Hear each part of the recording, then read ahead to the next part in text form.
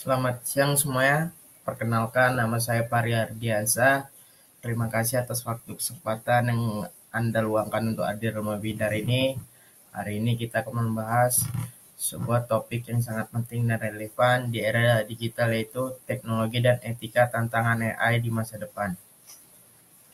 Dalam sesi ini saya akan mengajak Anda untuk memahami lebih dalam tentang apa itu kecerdasan buatan atau artificial intelligence atau AI,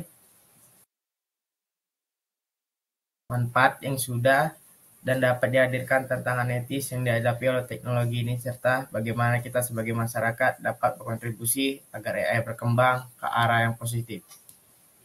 Sebagai pembuka, saya ingin bertanya, siapa di sini yang pernah menggunakan aplikasi seperti Siri, Google Assistant, atau bahkan aplikasi berbasis AI lainnya seperti ChatGPT, Blackbox, atau lainnya? Bagaimana pengalaman Anda? Silakan tuliskan di kolom komentar atau bisa langsung di chat ya, atau bisa on mic atau on cam sekalian. Kasih waktu 5 menit.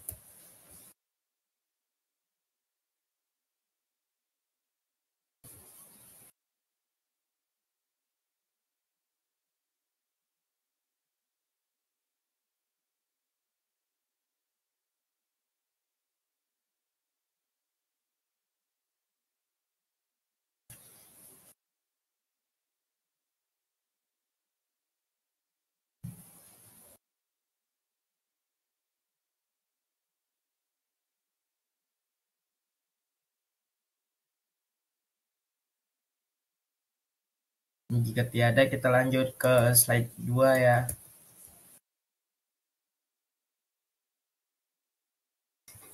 Apa itu AI? Pertama, mari kita mulai dengan memahami apa itu AI. AI atau kecerdasan buatan adalah teknologi yang dirancang untuk meniru cara berpikir manusia. Ini mencakup kemampuan belajar dari data, mengambil keputusan yang kompleks, menyelesaikan masalah, hingga memahami bahasa alami. Contoh bisa kita lihat dalam berbagai aspek kehidupan sehari-hari. Ada asisten virtual seperti Siri atau Alexa yang membantu kita mencari informasi, mobil otonom atau Tesla yang dapat berkendara tanpa mengemudi. Hingga AI di bidang kesehatan yang mampu mendiagnosis penyakit lebih cepat daripada dokter manusia. Namun, tahukah kalian bahwa konsep AI ini sebenarnya bukan hal baru? Ide awalnya sudah muncul sejak tahun 1950-an, ketika seorang ilmuwan bernama Alan Turing menciptakan Turing Test untuk mengukur kemampuan mesin dalam berpikir seperti manusia. Dari sana, AI terus berkembang hingga menjadi bagian tak terpisahkan dari hidup kita. Saya menantang Anda untuk berpikir sejenak. Bisakah Anda sebutkan satu contoh pengguna AI yang menurut Anda paling berdampak dalam sehari-hari?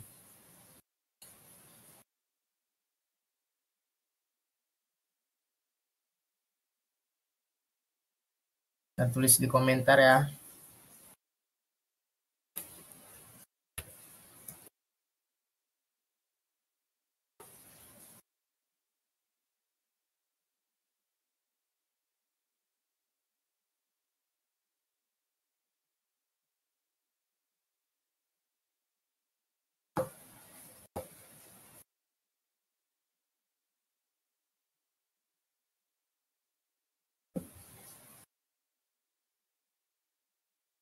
Kita lanjut ke slide 3 ya.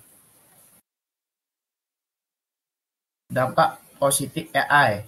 AI membawa dampak positif yang sangat besar di berbagai bidang. Mari kita lihat beberapa contohnya. 1. Inovasi teknologi. AI mempercepat proses inovasi. Misalkan Google DeepMind mengembangkan AlphaFold, sebuah AI yang memprediksi struktur protein, sebuah keterobosan besar dalam ilmu biologi. Efisien dalam bisnis. Di dunia bisnis, AI membantu perusahaan meningkatkan produktivitas. Contohnya, Amazon menggunakan AI untuk mengelola interpretaris dan logistik sehingga pesanan pelanggan bisa sampai lebih cepat. 3. Kesehatan yang lebih baik. Dalam bidang kesehatan, AI membantu dokter mendiagnosis penyakit yang lebih akurat seperti kanker pada tahap awal. AI juga digunakan untuk mengembangkan obat baru dalam waktu yang jauh lebih singkat. Akses informasi yang lebih merata. AI memungkinkan kita mengakses informasi dari seluruh dunia dengan cepat dan mudah seperti Google Translate yang memecahkan hambatan bahasa. Namun, penting untuk diingatkan bahwa di balik manfaat ini ada juga tantangan yang perlu kita hadapi. Sebagai ilustrasi, pada tahun 2022 teknologi AI berhasil mendeteksi kanker payudara pada tahap awal dengan akurasi lebih dari 90%.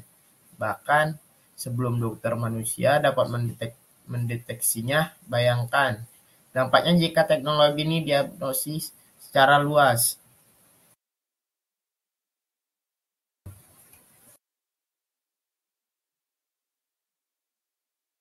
Tantangan etis dalam pengembangan AI. Di balik semua manfaat yang kita bahas tadi, ada tantangan yang besar. Tidak boleh diabaikan, terutama di sisi etika. Beberapa tantangan utama meliputi bias data. AI hanya sebaik data yang melatihnya. Jika data tersebut bias, maka keputusan AI juga bias. Contohnya AI pengenalan wajah, sering salah mengidentifikasi orang dengan warna kulit gelap dibandingkan kulit hitam. Privasi dan keamanan. AI seringkali membutuhkan data pribadi untuk bekerja, tapi bagaimana jika ada disalahgunakan? Contoh kasus Cambridge Analytica. Transparansi. Banyak algoritma AI berfungsi sebagai kotak hitam. Kita tidak tahu bagaimana keputusan yang diambil, dan ini bisa berbahaya jika digunakan dalam hal-hal kritis seperti pengadilan. Dampak sosial. AI dapat menyebabkan pengangguran besar-besaran, misalnya otomatisasi di pabrik menggantikan pekerja manusia. Penyalahgunaan teknologi. Deepfake adalah contoh nyata bagaimana AI bisa digunakan untuk tujuan merugikan seperti menyebarkan disinformasi atau melakukan pemerasan.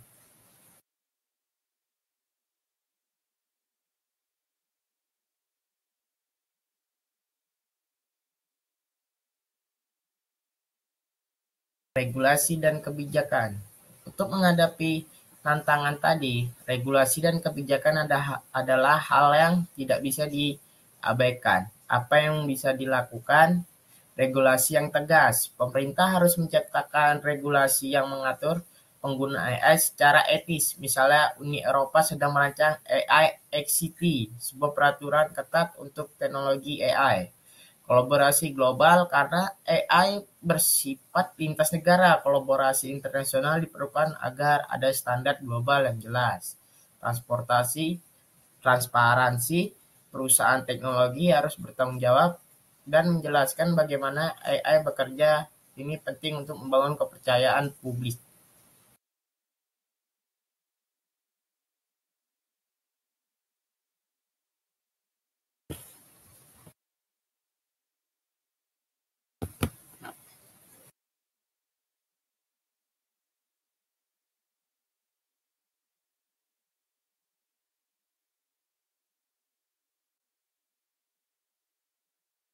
Masa depan AI dan etika. Prinsip-prinsip ini menjadi panduan kita mengembangkan dan menggunakan AI. Benefiensi, pastikan AI membawa manfaat. Non-malefisensi, jangan sampai AI merugikan siapapun. Autonomi, hormati keputusan pengguna. Justice, hindari diskriminal. Explainability, AI harus bisa dijelaskan.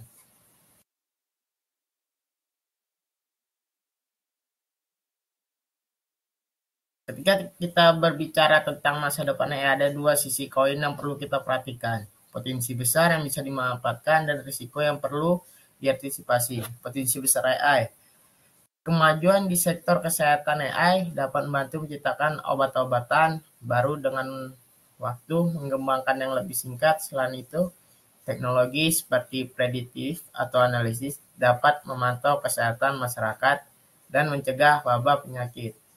Keberlanjutan lingkungan, AI dapat membantu kita melawan perubahan iklim. Contohnya, teknologi AI digunakan untuk memantau deforestasi, mengoptimalkan mengoptimalkan penggunaan energi, dan memprediksi pola cuaca ekstrim.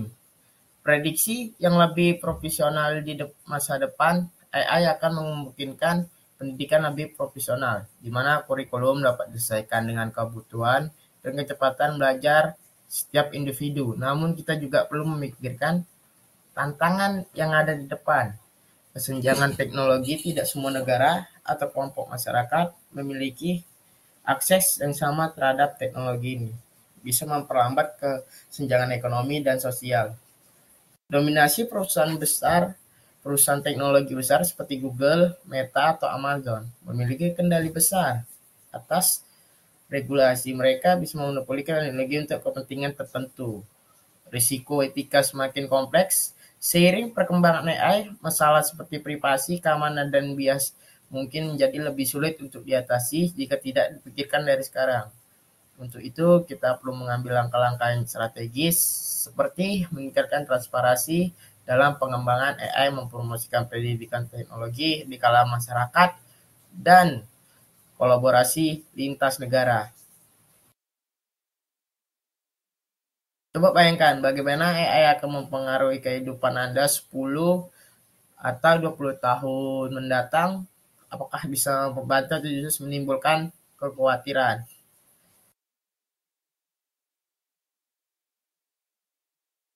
Dibayangkan, boleh tulis di komentar ya.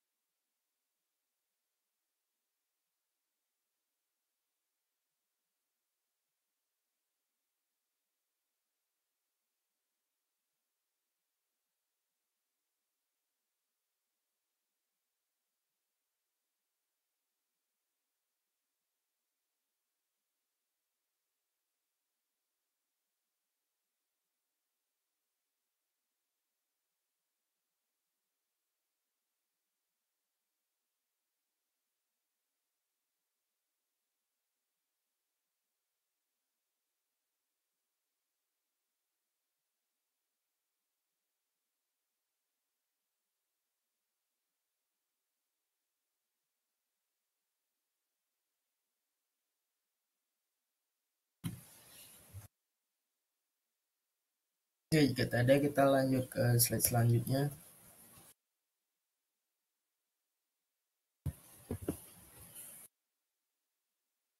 Selanjutnya adalah studi kasus.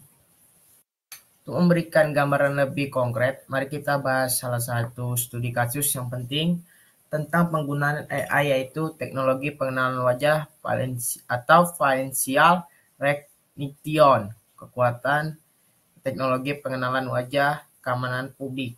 Banyak negara menggunakan teknologi ini untuk mendeteksi pelaku kriminal atau meningkatkan keamanan di tempat umum. Penggunaan komersial di sektor bisnis, teknologi pengenalan wajah digunakan untuk pengalaman pelanggan seperti login tanpa kata sandi atau pembayaran menggunakan wajah.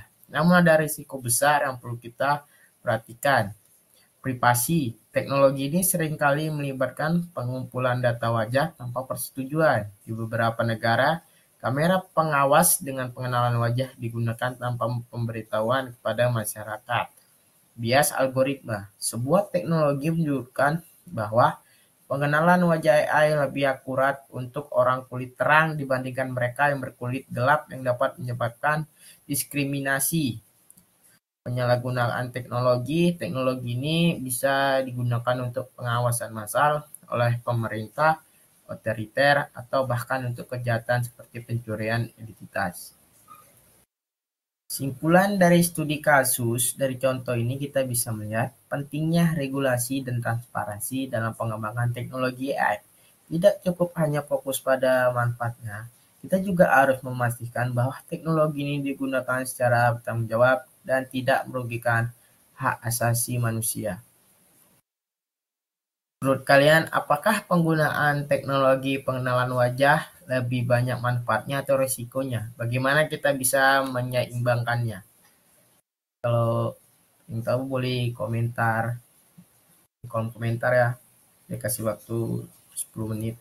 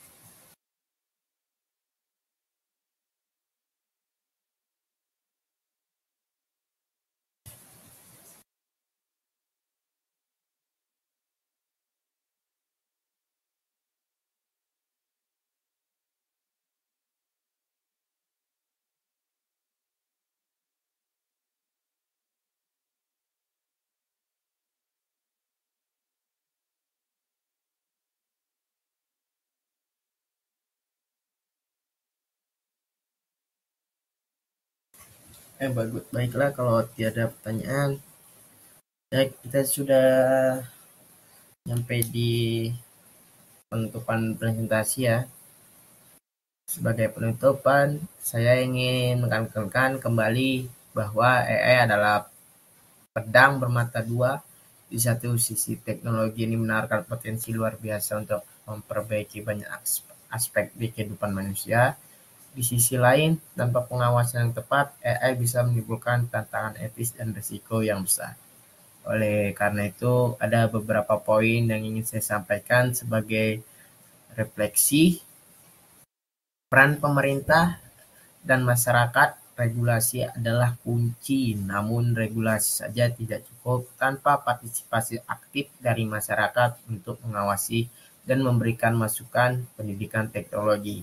Semakin banyak orang memahami AI, semakin mudah kita menghindari penyalahgunaannya. Pendidikan teknologi harus menjadi bagian dari kurikulum, tidak hanya untuk siswa tetapi juga untuk masyarakat umum.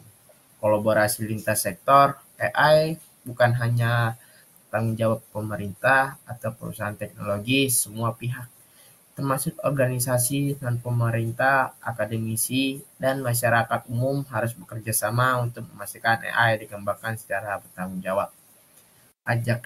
Saya mengajak kita semua untuk menjadi lebih sadar terhadap bagaimana teknologi berkembang di sekitar kita. Mari kita jadikan AI alat yang membantu kita mencapai kemajuan tanpa melupakan nilai-nilai kemanusiaan yang menjadi dasar kehidupan kita.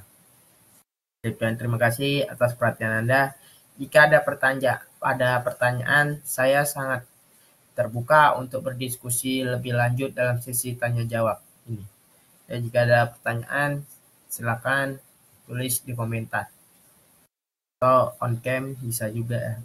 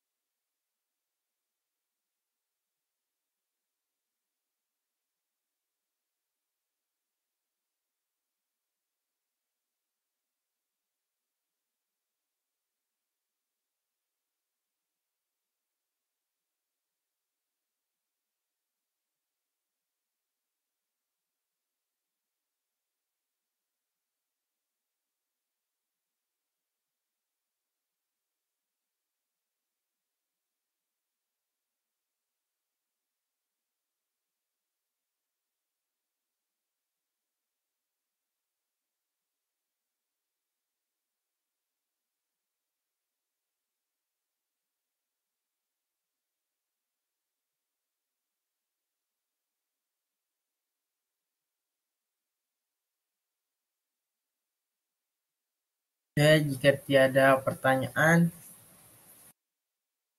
mari kita akhiri pertemuan webinar ini karena materi yang saya bawakan juga sudah selesai.